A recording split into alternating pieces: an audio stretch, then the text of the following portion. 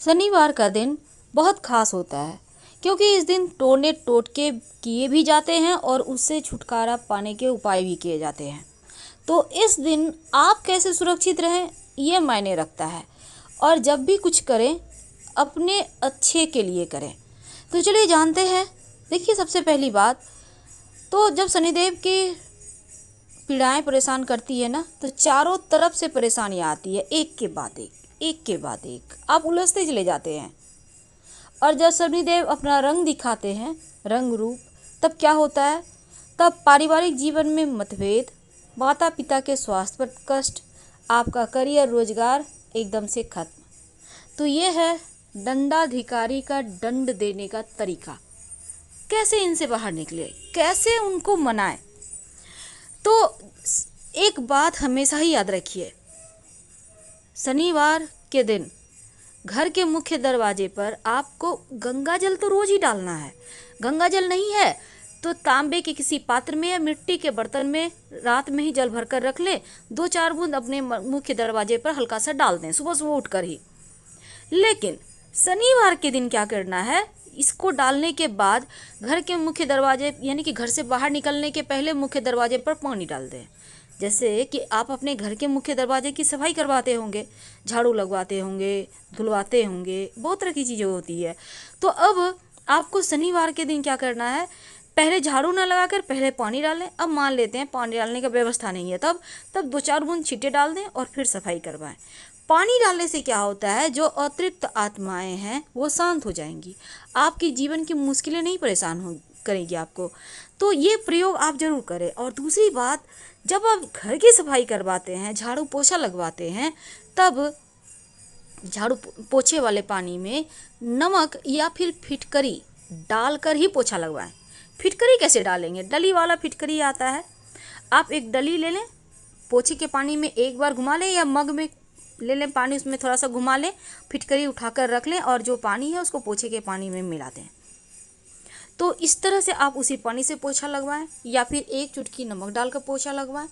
आपके पूरे घर पर किसी भी तरह का कोई जादू टोना किसी का नहीं चलेगा। आप लोग स्वस्थ, मस्त और सुरक्षित बने रहेंगे। देखिए, सरसों का तेल का प्रयोग एक सबसे खास प्रयोग ये होता है कि शनिवार के दिन एक स्टील की कटोरी में सरसों का तेल ले लें। अब इसमें अपने छाया को देखें, फेस को देखें। अब इसी तेल में उड़द दाल के बड़े बनाकर आप किसी जानवर को खिला दें, कुत्ते को खिला सकते हैं। तो इससे क्या होता है? शनिदेव का प्रकोप शांत होता है।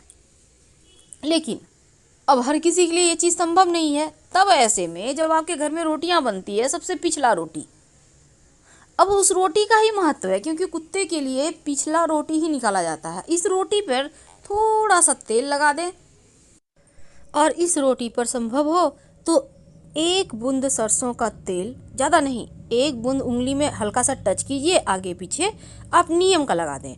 उस पर 1 चुटकी काला तिल रख दें और संभव हो तो गुड़ की रख सकते हैं। इसके बाद अपने ऊपर से 3 बार उल्टा वार लें। या आपके घर में कोई बच्चे हैं, अक्सर शैतानियाँ करते हैं, बीमार रहते हैं, नज़र जल्दी लगती है, या फिर किसी भी तरह की कोई टेंशन है, किसी के भी सर से वार लें और ले जाकर इसको कुत्ते के सामने प्यार से दे दें। एक खास बात और भी है। देखिए, शनिवार के दिन वैसे तो सरसों का तेल ही नहीं बल्कि कोई भी तेल शनिवार के दिन अगर आप अपने सर में यानी बालों में लगाते हैं, कभी भी दिन से लेकर रात तक में, क्योंकि शनिवार के दिन आप कुछ करें या ना करें, आप बालों में तेल जरूर लगाइए और संभव हो तो नाभि में लगाकर ही सोइए। ऐसा करने से भाग्योदय होता है, जीवन की मुश्किलें कम होती है। और नाभि में आपने सुना होगा तेल लगाने से ओंठ भी नहीं फटते हैं और आपका स्वास्थ्य भी अच्छा होता है, क्योंकि ये नाभि पूरे शरीर का केंद्र बिंदु है। इसीलिए तो कहा जाता है कि नाभि को छेड़ो मत। तो नाभि में थोड़ा सा सरसों का तेल या कोई भी तेल लगा लीजिएगा और थोड़ा सा अपने सर पे तेल, आपके घर में जितने लोग हैं हल्का सा ही सही पर डाल के ही सोइएगा।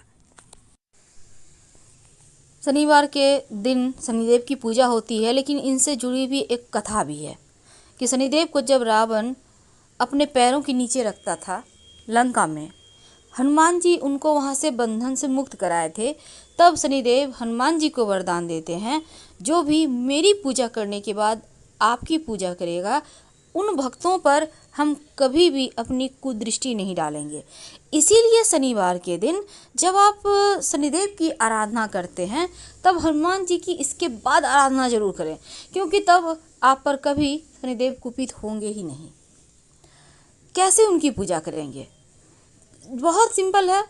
उनका अगर कहीं आपके आसपास, घर के आसपास शिला है, तो वहाँ पर आप पूजा कर सकते हैं। शनिदेव की आंखों में नहीं देखा जाता है, इस बात का ध्यान रखिएगा। इसलिए मूर्ति की पूजा नहीं होती, जहाँ शिला है वहाँ पूजा होती है। कहने का तात्पर्य, ऐसी मूर्ति का दर्शन ना करें जो आपकी ओर देख रही है। आपने देखा होगा शनिदेव की मूर्तियों की आंखें ऊपर की ओर देखती है। जानबूझकर ऐसा बनाया जाता है ताकि आप पर निगेटिव प्रभाव ना पड़े। वैसे तो पीपल के पेड़ में एक लोटा जल अर्पित करने से भी शनिदेव शांत रहते हैं। और शनिवार की सुबह जब आप जल अर्पित कीजिएगा, तो एक लोटा जल में एक चुटकी काला तिल, थोड़ी सी गुड़िया मिश्री, सफ़ेद पुष्प और एक चुटकी अक्षत लेकर जाएं और प्रेम से जल अर्पित करके माँ लक्ष्मी को कहें कि आप मेरे साथ चलिए। और शाम के समय पीपल के नीचे एक सरसों के तेल का दिया 2-4 दाने काली उड़द के या काले तिल के डालकर जरूर जलाइए। और अगर जीवन में बहुत दुख हो, तब शनिवार के दिन बेल पत्र का पेड़ होता है ना, तो उसके नीचे 2 मुखा दिया जला दीजिएगा घी का। लक्ष्मी दौड़ी चली आएंगी।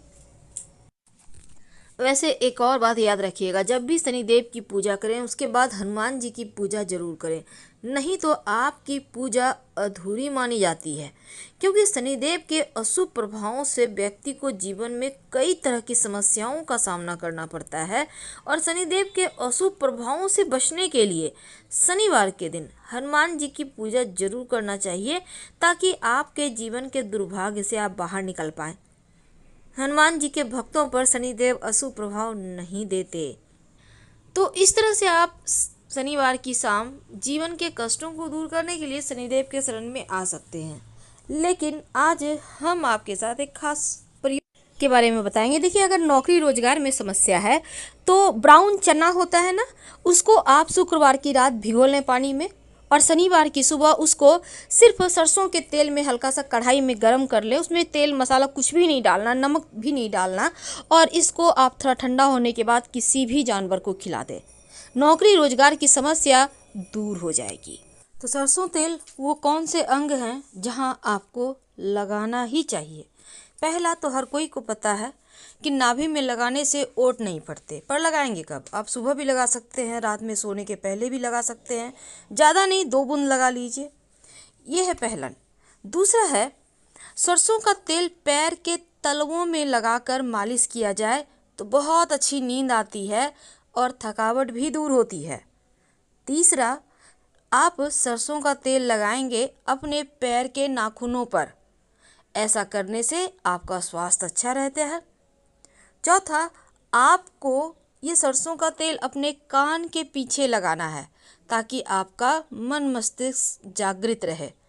आप चाहें तो शनिवार के दिन अपने सर पर सरसों का तेल लगा सकते हैं। माना जाता है अपने फेस में सरसों का तेल 2-4 बूंद पानी में मिक्स करके अगर लगाएं, तो जो झाइयाँ होती हैं, जो पिंपल्स होते हैं, उसके दाग हट जाते हैं। पुराना से पुराना दाग भी समाप्त हो जाता है, अगर आप नियमित रूप से रात में सोने के पहले इसका यूज करते हैं तब। लेकिन एक बात याद रखिएगा, सरसों का तेल फेस में डायरेक्ट नहीं लगाकर उसको पानी में, थोड़ा सा पानी अपनी हथेली में ले लें, 5-10 बूंद, उसमें 1-2 बूंद सरसों का तेल डालें, दोनों हाथ से अच्छे से उसको मिक्स करें, फिर फेस में लगाएं। तो इन जगहों पर सरसों का तेल नियमित रूप से लगाना चाहिए। स्वास्थ्य भी अच्छा रहता है और भाग्योदय भी होता है। शनिदेव महाराज भी खुश होते हैं, खासकर जब आप शनिवार के दिन आप सरसों का तेल लगाते हैं, तो नाखूनों पर, खासकर अपने पैर के नाखून पर। हम आपसे विदा लेते हैं। जानकारी अच्छी लग रही हो तब लाइक कर सब्सक्राइब करें, अपनों से शेयर करें। आपसे विदा लेंगे, धन्यवाद। कमेंट में हर हर महादेव जरूर लिखिएगा।